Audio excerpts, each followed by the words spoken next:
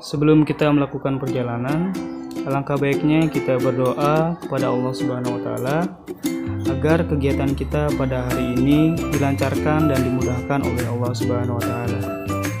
Berdoa dimulai.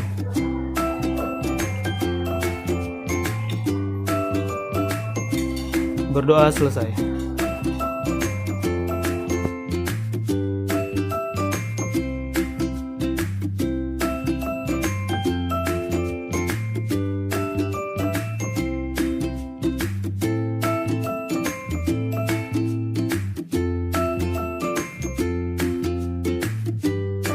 Baik, Assalamualaikum warahmatullahi wabarakatuh.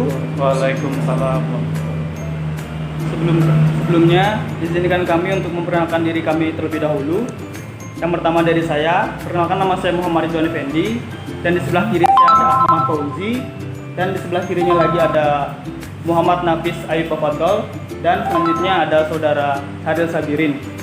Dan di sebelah kanan saya sudah ada yang terhormat Mas Yusuf Abdullah selaku Kabid atau Kepala Bidang Dewan Lasnas Dewan Dakwah Bali, dan beliaulah yang nanti akan memandu kita selama observasi berlangsung dan yang akan menjadi narasumber kami. Dan pada hari ini kita akan memenuhi tugas yang diberikan langsung oleh Bapak dosen kita, yaitu Bapak Raden Agro Samdiyu, yang isinya adalah setiap kelompok di lokasi PPL atau KKN membuat observasi pelaksanaan sistem informasi manajemen di lokus PPL dan KKN. Terima kasih. Baik, hari ini kita akan menggali informasi terkait SIM atau Sistem Informasi Manajemen di Lasnas Dewan Dakwah Bali yang akan dihandle langsung oleh Mas Yusuf Abdullah. Pertanyaan pertama itu dari saya sendiri. Pertanyaan mendasar yaitu mengenai saya ingin mengetahui profil dari perusahaan Lasnas Dewan Dakwah Bali. Mungkin itu saja dulu. Lasnas Dewan Dakwah Bali merupakan lembaga amil zakat yang berskala nasional. Kita di Bali merupakan perwakilan provinsi ya, di mana kita sudah ada 16 perwakilan. Jadi dari Aceh, dari Sabang sampai Merauke kita sudah ada. Nah, kita di Bali, kemudian kita sendiri berdiri sejak April 2017. Hanya saja SK baru keluar itu pada bulan November 2017. Jadi April, Mei, Juni, Juli, Agustus, September, Oktober, November. Ini sebenarnya penantian dalam 7 bulan. Jadi kita tetap melakukan fundraising, penggalangan dana di Ramadan, di Idul Adha ya, tapi nggak maksimal karena belum ada izinnya. Nah, izin keluar di SK Kemenak itu pada November 2017. Nah, jadi kalau kita dibilang resminya April tapi nggak resminya November tanggal 20 November tahun 2017, tidak resminya dari tanggal 23 April kita sudah membentuk lembaga amil zakat. Kemudian Lasnas Dewan Dakwah sendiri ya berada pada naungan Dewan Dakwah, di mana Dewan Dakwah adalah yayasan yang bersifat komunal. Jadi Dewan Dakwah ini didirikan oleh Allahyarham Bapak Muhammad Nasir, Buya Muhammad Nasir. Beliau merupakan pahlawan nasional, ya, penemu founding father NKRI, ya.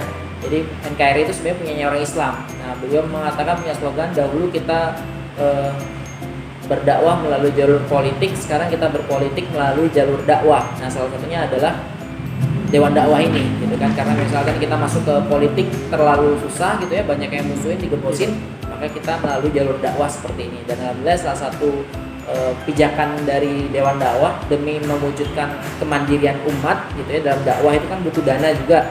Nah, dibentuklah lembaga amil zakat nasional Dewan Dakwah yang alhamdulillah sudah legal secara nasional dan secara provinsi. Udah ada 16 titik ya di provinsi sudah legal semua. Seperti itu diceritakan Dewan Dakwah. Mungkin untuk pertanyaan kedua dari saya, ada berapa divisi di Lasnas Dewan Dakwah Bali? Di Lasnas Dewan Dakwah Bali divisi ada 5. Dimana yang pertama pasti ada ketua, kemudian bendahara atau keuangan. Jadi ada bendahara, ada finance support, kemudian ada markom sama videographer. Markom itu marketing communication. Kemudian ada markom support, tetap ada anggotanya.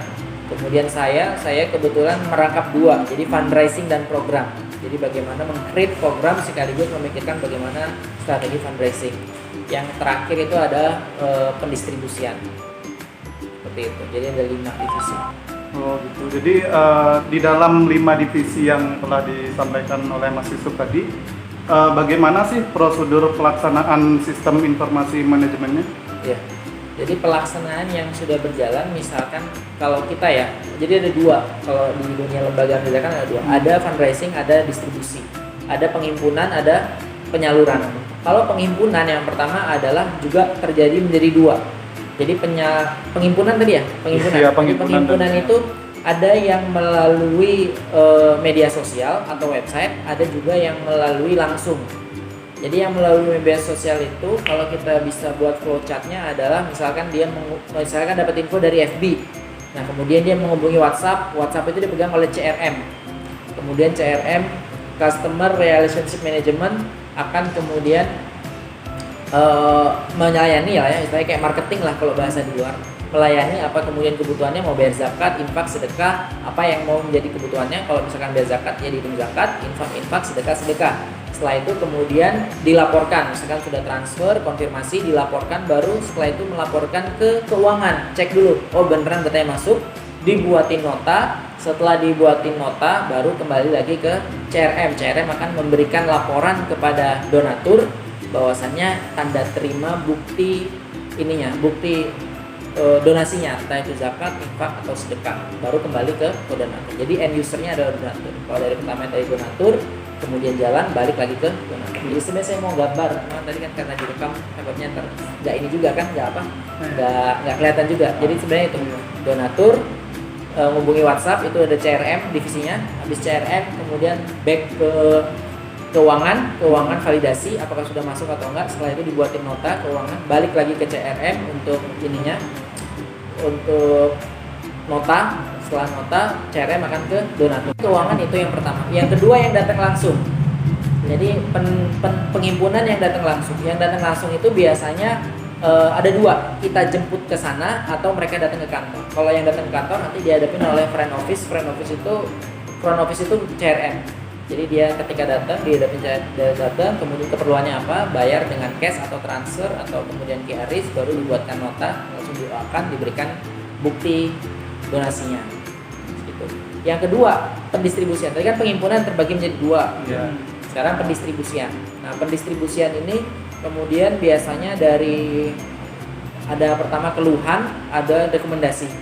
Keluhan ini biasanya misalkan di FB itu kita bagi-bagi sembako, terus ada yang bilang saya mau minta sembako dong. Akhirnya kita datengin dulu tim pendistribusian untuk survei kelayakan, apakah benar dia butuh. Kemudian pertama apakah benar dia butuh, yang kedua apa yang dia butuhkan. Kan misalkan kayak misalkan kemarin yang lumpuh, oh ternyata ininya sudah banyak, pokoknya udah banyak, berarti yang dibutuhkan apa, oh ternyata uang tunai untuk bayar kos-kosan. Nah itu seperti itu. Setelah itu baru nanti balik lagi ke kantor, akan ditindaklanjuti oleh pendistribusian apakah layak dibantu atau tidak, berapa nominalnya. Kemudian pendistribusian mengajukan kepada keuangan akan melihat apakah misalkan dibutuhkan 1 juta, apakah ada dana 1 juta emang untuk itu asnafnya, kalau ada diokekan, kalau tidak ada mungkin dibagi atau sama sekali tidak. Pertanyaan selanjutnya. Terakhir, dalam pelaksanaan sistem informasi manajemen ini apakah ada dampak positifnya dan negatifnya? Ya dampak positifnya memang sedikit ribet ya, tapi dampak positifnya alhamdulillahnya pasti terorganisir dengan baik. Jadi semuanya berjalan dengan baik, well prepared. Jadi sehingga ketika penghimpunan maupun pendistribusian kita sudah siap. Itu dampak positifnya. Jadi semuanya berjalan dengan baik. Dan dampak negatifnya adalah ketika satu rantai dari rangkaian itu lambat ya, maka akan lambat. Contoh misalkan campaign diberikan, kemudian dana masuk. Nah setelah dana masuk kan pasti dari CRM ke keuangan. Nah kadang keuangan ini terlambat membuat nota. Sebenarnya CRM pun bisa kemudian langsung membuat nota, tapi kan tidak ada validasi, tidak ada pengecekan. Oh udah masuk atau belum? Kan gitu kan nggak tahu tuh. Karena banyak penipuan yang terjadi seperti itu. Jadi dia kirim bukti transfer, ternyata itu ketikan gitu. Kemarin kita hampir kena tuh, minta transfer balik 8 juta. Jadi itu memang kalau positifnya berjalan dengan baik dan lebih tertata, terorganisir dan pasti masuk. Karena apa? Dicek dulu. Jadi kita bisa ngecek buku koran kita. Jadi kan via internet banking ya. Oh dananya udah masuk, baru dibuatin nota. Setelah dibuatin nota, baru balik ke sini. Nah, misalkan kalau adminnya lambat, misalkan masuk dananya Jumat, kemudian baru dibaca Sabtu, ya Sabtu baru dibuatkan nota. Oh. Sudah Jumat, kemudian adminnya baca Sabtu, ternyata keuangannya bisanya buatnya hari Senin, ya berarti Senin baru notanya disampaikan kepada donatur. Kira-kira ada langkah-langkahnya? Ada. Kita pernah pakai sistem kebijakan CRM bisa langsung membuat nota, tapi ternyata tidak berjalan efektif. Kenapa? Karena ternyata ada beberapa hal yang membuat inkonsistensi data. Jadi CRM punya data, keuangan punya data. Di keuangan belum tercatat, di CRM sudah tercatat. Nah, itu yang dikhawatirkan. Makanya memang masih kelihatannya masih ribet dan tradisional, tapi itu lebih kemudian bisa valid datanya seperti itu. Apa itu sistem informasi manajemen?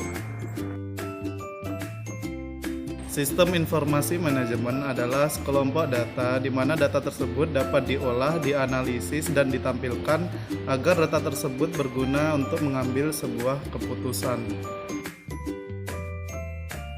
Sistem informasi manajemen ini merupakan alat yang sangat berguna untuk menunjang produk perusahaan. Tujuan sistem informasi ini adalah untuk mengumpulkan dan mengatur semua data dalam perusahaan. Perusahaan tanpa SIM atau sistem informasi manajemen bagaikan kita sedang berjalan dalam kegelapan tanpa penerangan. Baik, demikian sudah observasi kita pada hari ini. Mohon maaf jika ada salah-salah kata, perbuatan, atau perilaku, karena sesungguhnya kesempurnaan hanya milik Allah Subhanahu wa Ta'ala, dan kekurangan hanya ada pada diri kita masing-masing. Wallahul muwaffiq ila aqwamit thoriq. Wassalamualaikum warahmatullahi wabarakatuh.